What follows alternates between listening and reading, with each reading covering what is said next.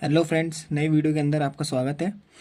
अब हमने जो पहले जो इस वीडियो के अंदर है ना मल्टीप्लाई जिस तरह से हमने किए थे, उस मल्टीप्लाई के अंदर हमने देखा था कि किस तरह से है ना मल्टीप्लाई को सॉल्व करने के लिए कुछ एक नंबर को अपन है ना 100 से कम ज़्यादा या 1000 से कम ज़्यादा इस तरह से निकाल के हम क्वेश्चन को सॉल्व कर रहे थे।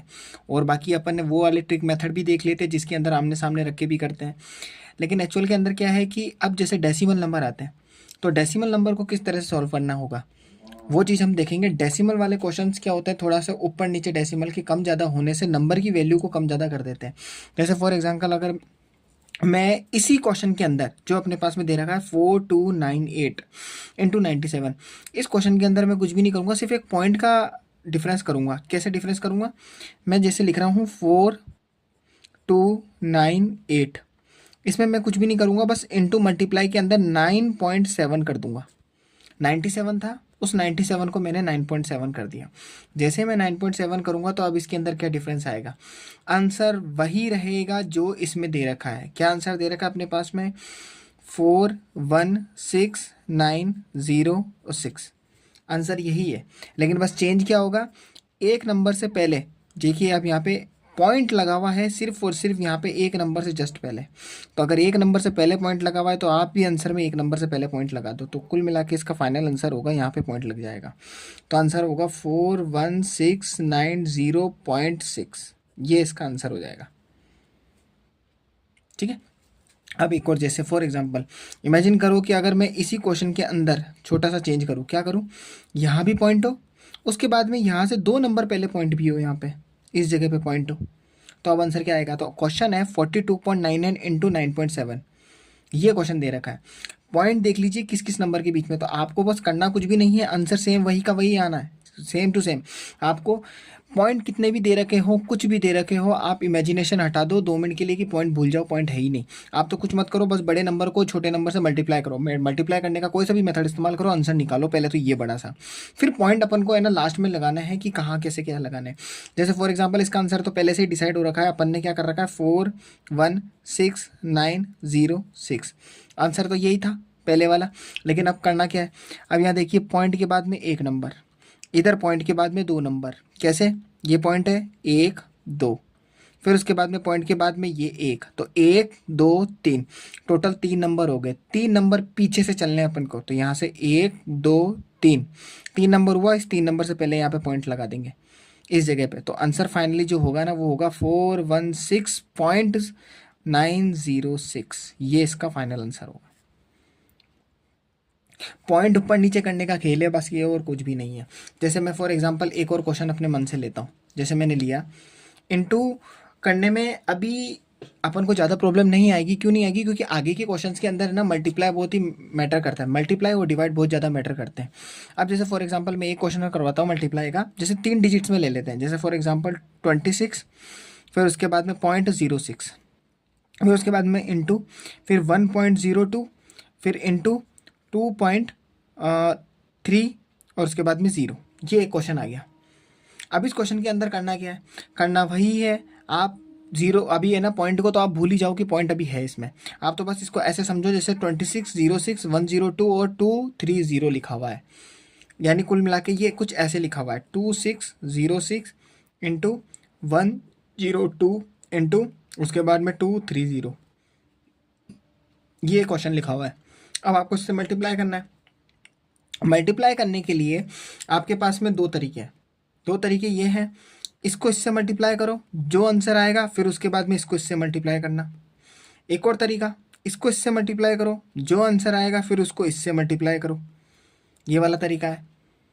आप वो किसी भी तरह का मेथड इस्तेमाल करो, कैसे भी क्वेश्चन को सॉल्व करो, जो भी लंबा चौड़ा इसका आंसर आएगा वो आंसर को लिख देंगे अपन। अब वीडियो थोड़ी बड़ी ना हो जाए, इसलिए मैं क्या कर रहा हूँ, इसको डायरेक्टली है ना मैं कैलकुलेटर से सॉल्व कर रहा हूँ आपके लिए। ठीक है, तो आप थोड़ा देखिएगा।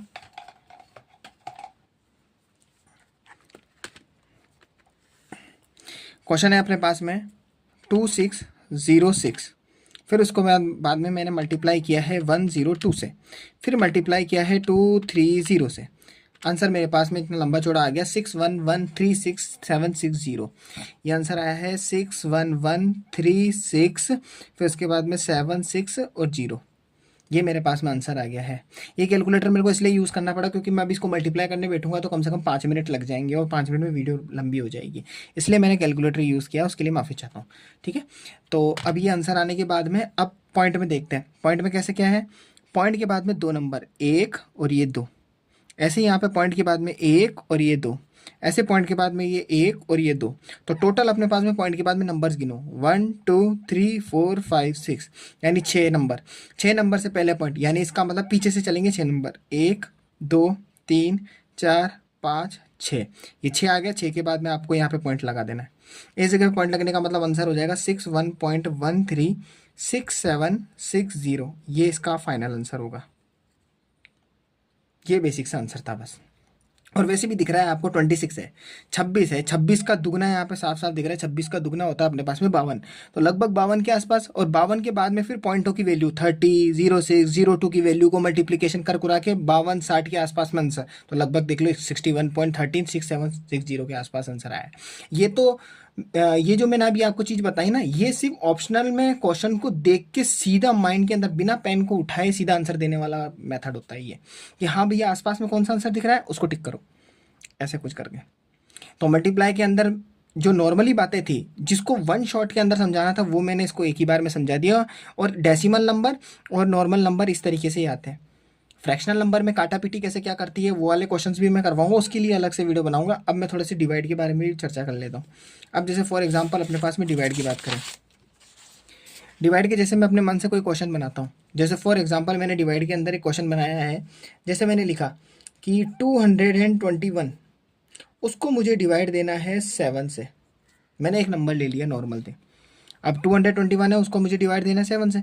तो 7 से डिवाइड देने के लिए आप क्या करोगे, साइड में जाओगे, उसके बाद में ये वाला जो नंबर होता है आपका 221 है। आज एक चीज़ और है, आप चाहो तो इसको पहले बोर्ड मास वाले मेथड तरीके से ऐसे लिख लो। कैसे लिख लो, 221/7।